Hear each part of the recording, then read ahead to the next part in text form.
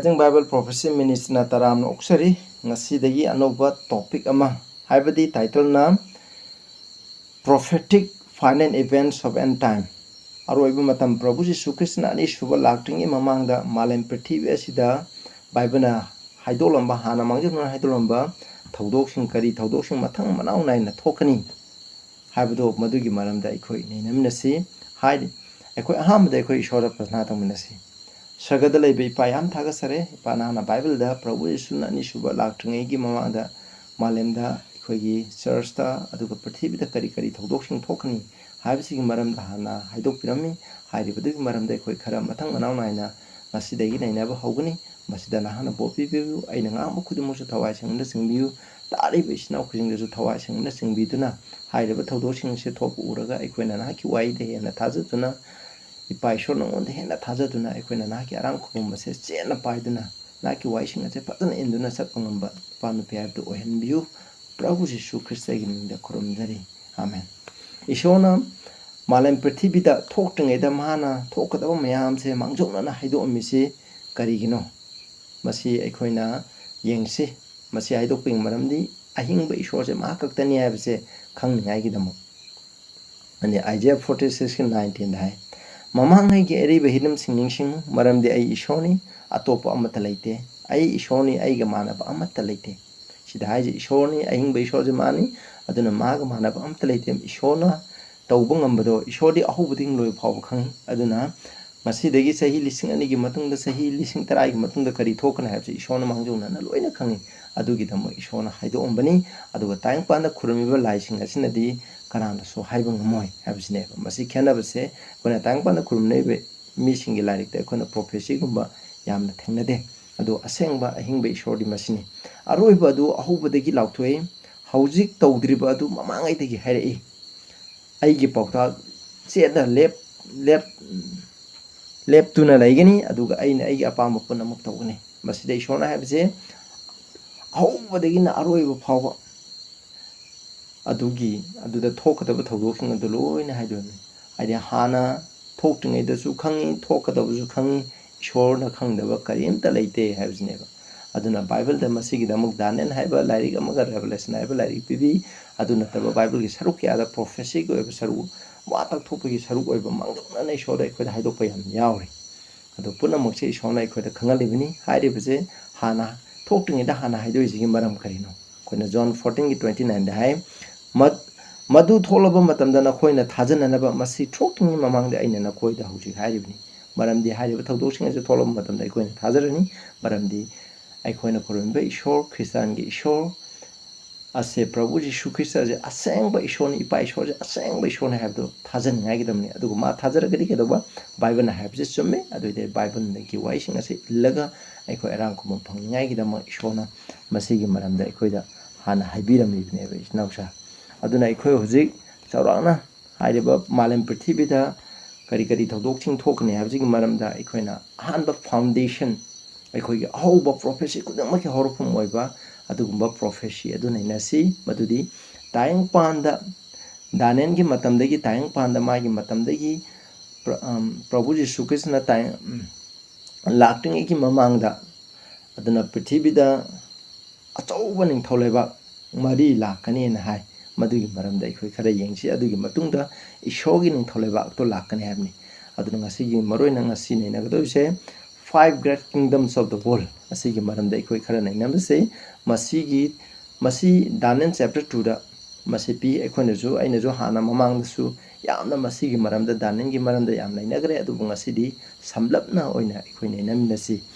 Nebuchadnezzar da ishona mang ama mangalami adu hairiba mang adugi arthamana mana mangye mana makeup thobu matamda mangdu kauthoe adugo magi akhang ai sing loina kaurga ai mangam kai mang na do khangde nakoina mang adugi athang gadabni aina kai mang hab tu suna koina gadabni ana magi asingba mising dai adugo makoina ngamde adu mamai thangda ishona asingba mising loina halu haiba matamda danen oisu phabla ko adu hairami phabla ami adu lakpa matamda danen na ningthouda salaga haijaraga matam khara pibina ba haijabani adu matamda makoina sara helaga ishoda haijaba matamda mana hairiba mang adu Nebuchadnezzar na mang adu danenda mai pijan da khangalame kanam su khang mong tai isona loina bimina tani mana kari mangi aduga mangadu ya thaje haidok pan tani kana su khang mong ma maduni hariba mang adu akhoi amu yemina si hariba mang adu di danen tu gi 31 dagina 35 ta phange adu ayamana su khangnei madugi maram da akhoi na samlamna akhoi yengmina si sida hai ko 31 he ningthou yengu nahana sobo muthi ma ukhi hena langlaba sobo muthi asi nahaki mangde lepki madugi aduga madugi saong di akibagi masakni muthi asigi makukti asengba sanagini masigi thabak amasung pambom singdi lupagini masigi puk amasung phagandi pithagini masigi makhongdi yotkini aduga masigi kompakti sarukharana yotkini sarukharana laitangini aduna hariba sobo muthi ma numitege hena ngalaba achuki mati akibagi masa orba muthi ma Nebuchadnezzar da ulami hariba mako adu sana sembani pambom amasung thabaki saruna lupani puk amasung phaigan pithai gori makhongna khong ani duna yotkini aduga khongsa sing aduna yot kalai tanga sanaba aduga chobu muthi ama danenda sorry Nebuchadnezzar da ishon ulameba adu danena hariba mang adu hairameba aduga mang aduga yengsiko aduga makhata namu yengmina se pamina se 34 35 da mebi khut yautana kakthat panung amana muthi adugi yot amasung laitangi khompak sing aduda yeiduna macha tana thukai di phawa nahang na yengduna leirami adudagi yot laitan prithai lupa amasung sana adu punna macha tana kaiduna kalentagi mai marong yeifam singi phawam singum oirami phawangum oirami aduga nungsina mokhoi bu hungkiduna mokhoi gi kariguma machet amata phangkide aduga muthi adu yaikiba nung aduna achouba sing ama oirakna malem apamba thalami hariba mangse adugi matungda ngasai mebi khuna kaktaba nung amana singthaktagi nung amana taraga muthi adugi makhongda yo hari leibak leitanga janaba makhong adu de yeiba panthamda muthi adu macha tana upun sana kairami aduga phawanguna nungsina hummaga chatke hami hariba muthi adubu yaikiba nung aduna achouba chingjao malem pithibi punamapu sandoktuna leiba chingjao ama oirami hami hariba se masina masagi Nebuchadnezzar da ishona utkiba mang aduneba masigi atham mokhoi samne yengmena se masigi atha kuntha tere kuntraim panda sumna he ningthou nahakti ningthou singi ningthoni maramdi sargagi ishona nangonda ningthou leibak tauba ngamba pangal amasung mati mangan pibire aduga taibung miubina leiriba mapang khudingda mahangna nahaki nakhuta lamlaki sasing amasung atyagi ucheksing pithokle aduga makhoi punamaki mathakta nahakpu palale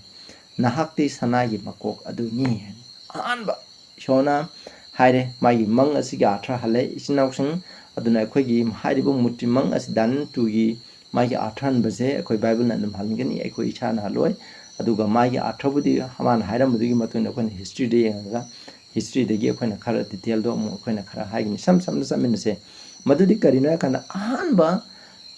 makok adudi kanane ba hariba muthi aduna represent hoije akhoi ningthou leibak sing habse akhoi khange aduga masida hai nahakti sanagi makok adudi nahakni habne ba aduna nahak haidi Nebuchadnezzar kanano Babylon ge ningthou ne ba aduna haribidi sanagi makok aduna kanabu khanei Babylon bu khanei ba Babylon leba asibu khanei ba masi magi mana superpower Malemgi hadi thaini gi ariba matamgi ariba prithvi gi superpower 605 tegina 539 BC phawbi munungda palameba aduna sanagi makok ase kanano Babyloni habje masida khange aduga mokhoi gi Babylon se nimrod haiba koina nawagi masunupa aduna lingkhala mane mayorong tengi I2 12 tana koina paraga di khangani Nebuchadnezzar gi mapagi mamina nepo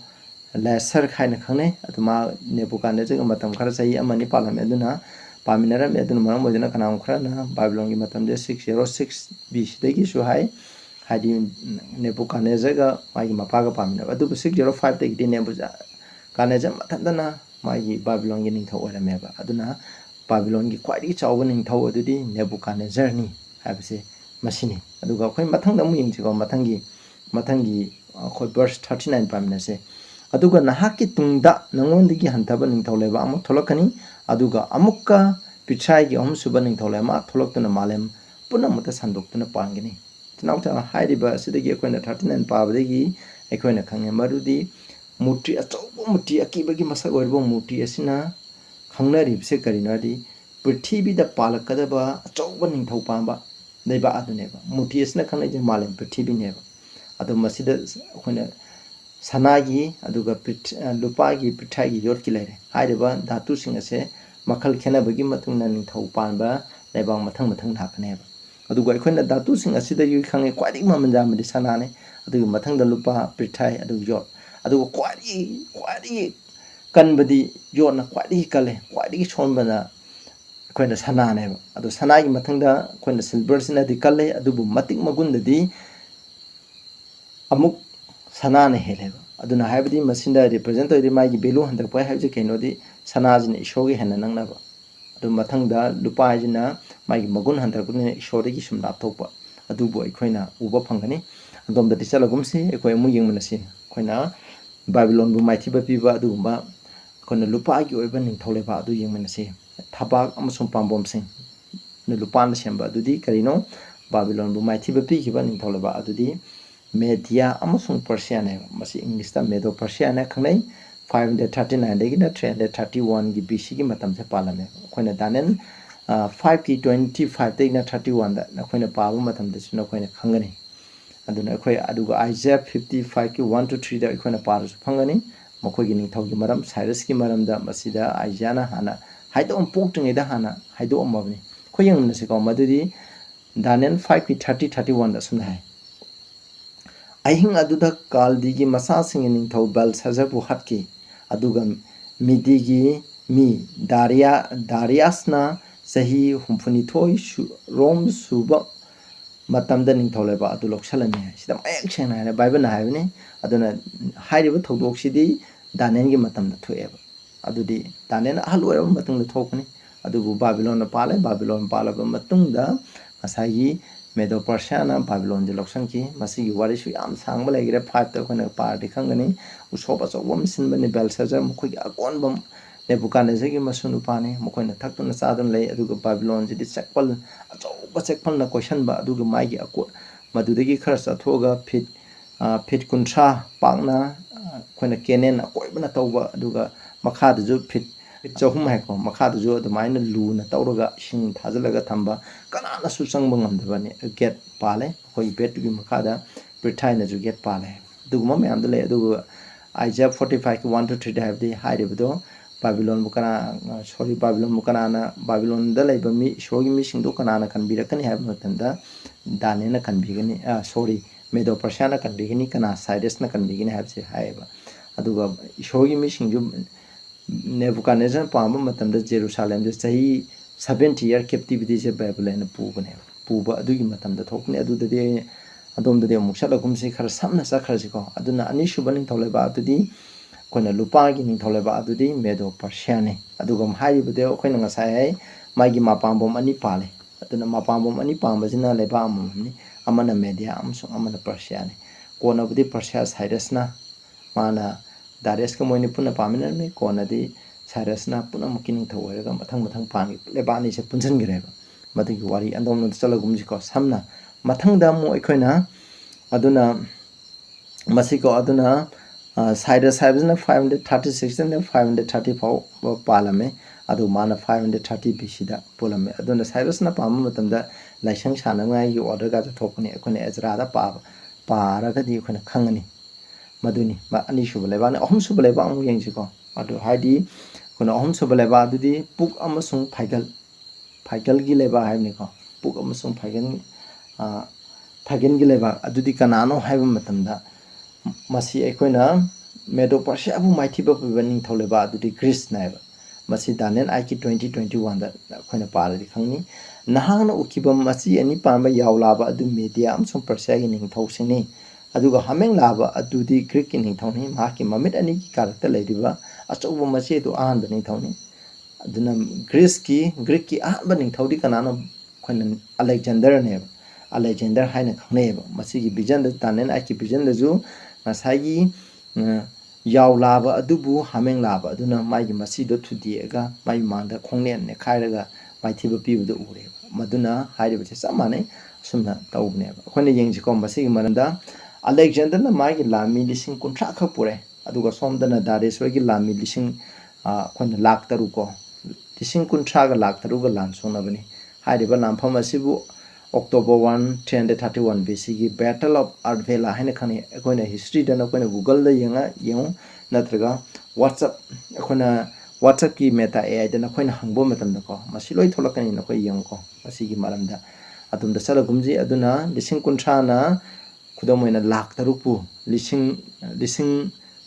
satrupu irai lai na maiti bapi adune di Alexander gi lami sing yamna hai sing habje masineba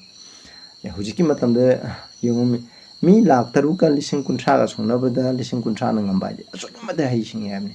koina Daniel chapter 7 da jo masigi maram da uba pangani aduna samjalasi aduna 326 BC da Alexander na India da laga joy torame aduna November 12 323 BC da mahak sikirame aduna masai sei kunthram de khaktang da mahak sirame aduna mahana Malem Prithvi je sahi tarani mana Malem Prithvi joy to da sulatang gi sahi tarani thoi khak changge hai dokana mishna mana sibje koina ju mai ai ka ba ju thakpa gi sibnai kharamna miler na bai sibnai tangdang badi khangde adu busida koina thaja badi ju tha sibnai hai china thaje sumaina masilere mathangda amu yengase Greek pu mai thiba pi bangamba aduni ngasai sana de gi lupana kale lupa de gi mu prithai na kale prithai de gi mu yo na kale yo na ngamne yo te gi na kanba datu di leitre akoina mari shubaning tholaba adu manam de yengcheba aduga mari shuba laiba atu di jor ki matagum na kan kani yo na por puna masa thugai do na pakum kup thale aduga yot puna ma ase thugai bugum na madu puna masa thugai do na toy halli hai adu kwai kan madi jot ki mari shubaning tholaba atu di ekhona Alexander ki Ningthou Alexander ki leibak maithi bapi gi ba mari shuba Ningthou leba adudi iron monarch ya ra khona ba adudi khona Rome ne masi luki tu wan da jo khange Rome ha base prithvi phok goding da sasan taw leba ne Rome gi leibak tin mita de haina iron monarch ya ra jo khane khone history gi lai ai khona adum yengba matam da masi khanga gani ko khona khangani ado aina sam salase aduna mari shuba Ningthou leba yor ki Ningthou leba adudi Rome ni masina 168 BC degi na 476 AD gi matam madu phawba palane aduga ngasai Greek ki duna ekhona Greek na panba matam jijo ekhona 331 degi na 168 BC gi matam do adu phawba madu Greek na palamane adugi matung da kari thokni habje ekhoi mu yongse Rome do adu Rome do ngasai gi khong do ka mai gi khong do kya thona khai do ba khongsa tara thona khai do adu ekhona mu prophecy da pamina 41 da adu compaction amasung honawbasing adu saru kharana sapu sabasing ge laitan amasung saru kharana joni haiba nahana ukibugum da Ningthou leba adu kaithokani khaidokani adu bu madugi manung de joki pangal laigani marandin nahana anappa laitang ga yanaraba yor adu urami basine yor leba ka yansanaga lairame basina haibidi karino haijo khona khongsa tara haibni romje दुई मतुंग the रोम जे क्या थोनो खाइदो कने बा तरा थोनो खाइदो कने खोंसा अममना मागी लेबा अममने खोंसा तरा लेबा तरा थोनो खाइदो कने मसिदा हाजि लेबा अदो खोंसा ओबुमना लेबा अदो खाइदो कने हैबने अदो मखोय जे हाइब लेबा से खाइदो पतारा जो मखोय जे जोर च लेतांग सामनरगा खोंसा सिंग सेमबना मखोय दो कल्लोयबा जोर की सरुतना कनगनी लेतांग सरुतना कल्लो हैबजे मसिनेबा मसिदा इखोइना खंगदोजे अदुगा मु इखोइना बाइबल की मतुइना दे इखोइना iron and yod amasung clay habsna karibu khane yod habse aikhoina dhatu na masai muti du de yengma matam da aikhoina dhatu habsna karibu phongdu I haiba matam da masina leiba amabu khangne ba aikhoigi leiba haidi sarkar amabu khangne ba aduga leitana habsna Isaiah 64 gi ai Jeremiah 18 gi 6 yengba matam ina leiba habse aikhoje we are clay aikhoy Christian oi ba aikhoy ishor mi singe koi laitani hainarim ne aduna masi church ne aduna ngasai state ka church ka punbani na hari dharma ga ngasai state tu ka punbana maram oiduna haire ba lebak singa se son bane masi ekhoina son baje maduna maram oiduna son bane ekhoi yengchi ko aduga matungda ngasai ko sida hai aduga ekhoina Rome je tara thona khaido kiba Rome gi lebak singa do no khoni yengo Alemani Germany 530 ay matamjidi hairoge atai do nokoina chartan mingbiro mathang the Lombards Italy ko Lombards ki ujiki new name na Italy Visigoth na Spain France Saibizna France Sibizna Portugal Ronaldo gi aikoina lamni masina 407 BC adugo Burgundian haina Switzerland Anglo-Saxon haina huji British laije masina 470 aroibini ko majina aroibu khaidopani mase adigi haralai हारिबची Roman Catholic church लिंकपदा मांगन गरे बांडल्स हारिबची Dzukou bundle ऑस्ट्रोगोट Harib लेबा अहम सिदी लोइना मांगरेबा जिति लेतरे अदु हारिब लेबा तरेट अमसिदी मसि लेहे अदु मतंग दा खना 40 to 43 अखै यम से कोमो पामिनसे अदु को खोंपा की खोंनावबी सिंग अदु सरु खरा न जोट की अमसुंग सरु खरा न लेतान gi oibugumna ningtholeba adu saru khara na kangani saru khara na kaigani aduga jot na anappa leitanga yanaba adu nahana ukiba adugumna makhoi masamang misingi daraga yansinagani aduga jot na leitanga napsinda dabugumna makhoina amaga tinaba yaroi aduna masida haribje kaino sinapsa khoina hai aduna khoina clay haiduna mi habde khoi church habde mi bu khanaiba aduna church ka state church amabu khoina state sarkana kadi sarkana asna control to vibes masigi lebak to adu kallu he maduni ko hairibal dom tara thama khaiduro lebak singdo mapangan kande mokhoido adi jorki saruk tuna kalle aduga leitangi saruk tuna haidi mi gi saruk tuna kandabna moro moiduna kalle masini ko samai to non kalle aduga masida हाइरिबो Khonsa तरा असिबु Europe Khonsa तरा न लेरिबो लमसे Europe महादेश ने हाइरिबो Europe महादेश अजुबु पुनसिनिंगाय होनबो लुचिंबा यामले नेपाल ले अहामबदि साल मेगने नि France की को 8th century दा अदुगा salts 5 of Spain na 16th century दा पुनजनबो होनरमि को ngamde mathangda Louis 14 of France na mu 18th century दा ngam honai ngamde aduga Napoleon Bonaparte asna France ni ko manaju moi Europe na mok punjalaga lepa amatangi makhada pana bo honabni adubu ngamde mathanda Kaiser Wilhelm na ju honai German gi 20th century da ngamde Karl Marx Lenin mokhoi gi philosophy myam duna honai ngamde aduga German gi Adolf Hitler ga na haina rebje masina 20th century da punsana bo honai ngamde akon bada John Paul II na ju 20th century da punna bo honai ngamde huji ju punna bo honai ngamde sinawsa basine aduna hairiba masigi mang masigi saruk ado loikreba aduga ikhana nga saibdo ngasai sana lupa prithai adu yor haibje mokhoi magun sana na sum handare masina takpudi Babylon gi Nebuchadnezzar ja hingba ishobu khurum giba adugumba hayeng ikhana ju thajab sargada sakane abini thole pane mokhoi je ishoga yam nang nakheba adu mathang Medo Persia ju ishogi misinga sum mari leinaba do yam oram ishogi misinga mateng pangba aduga koina ngasai Daniel chapter 6 aju moi gi Persia Daniel bukan na honaba adu ishoga nang na budu ueba mathangda Greece ki lebak tadi ishogi mission bu mateng pam khotpe gi wari ji utreba sum ishoda ahingba ishoda gi sum laptreba Rome dadi pura ishoda ga pura koi Christian gi ishoga pura lapna kreba kan budi mana kalliko kallabani mane lebak kwadi kanba lebak hairagdi madune ko masi ancient world gi support power ne adugi madam dene khoi mathangda mu yeng ko masi lore adugi mathangda murti adugi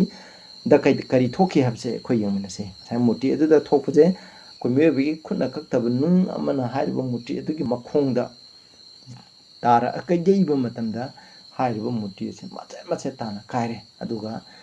masi kai upun sana thugaire kaire aduga phawang won masi nungchina humbaga pukhre hane adugi mohta ngasai kaidoba nung aduna achouba singjao mo oiraki habne aduna masi malem pinamupu thanbaleba mo oirami hai masi khoi yeng ko stone kingdom haije masi kanano stone kingdom bible gi mating stone haije kana bu khani krista gi ning tholeba adubune ikhoina khangnari ji ko masi ikhoina yengche khoina 1 Corinthians 10 gi 4 da habe mountain habe Jeremiah 51 gi 24-25 da yengbo matana mountain haina khangnai je ning tholeba amu bu khangnai Psalm 30 ki 7 da sun akhoi na khangna ne ba mase akhoi yeng ji ko akhoi pamina se 44-45 aduga Ningthou sing asigi haktakta Ningthou sing asiga de Babylon Medo Persia Greece aduga Rome hairiba matam asida haktakta sargagi shona kaidonga da su manglo reba Ningthou leba ama lingkhatkani hami shona magi Ningthou leba ama lingkhatpa semgat sagat pa ki tabuk to Babylon gi matam degi haure shogi Ningthou leba ko mamang le su le shogi mi khando ko mission aduga ningthau leibak adu atopa misingda piroi haiba ningthau leibak asidi kana atopa misingda piroroi ngasai super power mari pale adugi matungda malemje kana gi oigune hamno ngasai akoina stone kingdom adi akoina nungjaw adugi ningthau leibak aduna oigene nungjaw adu ningthau leibak Christian ningthau leibak na oiraneba malemje mohsilogone hujipoti laktriko adubu madu aduna ningthau leibak punam asibu macet thugaiduna tumna mahangane aduna nung aduna taraga muti de yeiba matamda sai muti do kai nung duna tarakpa haibuna represent hoje kaino Kristana ani shubala khoni Kristana ani shubala khon matamda malemda paliba ningthau leibak khudimakse koina Babylon degi orga matang naina palakpani adu matungda romje tara thona khaidoga maigi pakha tabdu sum palakpane haiba ningthau leibak ase prithvi ase prabhuna ani shubala khon matamda thu tumna mahangane hami aduga madu matam punamakta laigini aduga mebiko jawduna singdegi nung amana kakthokpa amsung maduna yot pitrai leitan lupa amsung sanabu macam thugai badu nana uba adumuna tungda karik tholagadege haiba wangthorba ishona ningthauda khangale mang adu asumbani aduga madugi arthadi soidrabni habne sinausa aduna bible na hairambegi matungari haiba singje loina thokre hauji thoktabje karino haiba matamda hauji nung tarakpadu khakta ngaire ani shubado laktriba madu khakta ngaire sinausa aduna nung tarakpase soidana masi thokani aduna khoina hauji bible gi time prophecy ngasi yengise khoina 605 BC dagi hauraga Rome butara thona khaidokpa gi matam ase 476 BC asigi matam neba adu khoina mathangda mu danan chapter 7 da adu masigi matungda mu kari lakpra Prabhugi ani shuba laktringe gi mamanda kari lakpra habdo mu akoina mathangdi yengminarse ba sinausa aduna tabiriba mayamda ishona popi boishnu aduna akoidi bible gi prophecy da se na thajasi haideba singse loi thokre uji nung tabdo khangaireba aduna nung tagabdo kyam nai habdo akoina mathangda naina kadoba study mayam asina mu kyam nai habdo akoina khanganeba sinausa na khoi anoba mirogri subscribe to view like comment akoina aningba pamdo phongdok piu aina mayamda haisari akoina akoichu bible gi achumbado akoina roiba matamna hingbanena phajana nainaminasi khangdaba kya yarosu akoina tathok tasin tora nainaminasi aina mayamda haisari prathana tongnase sagada lebi payam thagasare malemda ipa Prabhu Jisuna ani shubha lakting mamanda malemda super power leibak mari lakane habse haire adugi matungda haireba ningthau leibak super power sing mari sigi aroiba mari ase ki masibu joy tobo ngamba leibak laroi masi tara thona khaidokni adugi matungda Krista gi ningthau leibak asina malem masida shogi misingna masida lairega punna pangini shogi misingda sinagani haibase chungmang mangbana rajab ningthau leibak si Krista gi ningthau leibak ne habsing manamda tamkare tari besina suna hana popi view aduga koijo sumbase induna sapanga manbiu Prabhu Jisu mingde kuramjari amen.